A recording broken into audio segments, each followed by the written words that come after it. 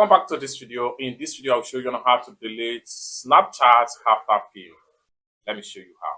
But before we dive into the tutorial, if you find this tutorial useful and you are very new to this channel, remember click on that subscribe, turn on the notification bell for more useful tutorial like this. So with that being said, let's get started. Very first thing you need to do is open up your Snapchat. I'm going to click on here. After you open up your Snapchat, next thing you need to do is to click on your chat box right here. Then from your chat box, select the chat you would like to delete after paying.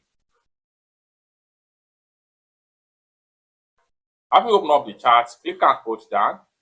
Then this is going to pump up. Next thing you need to do is to click on delete right here. Delete chat.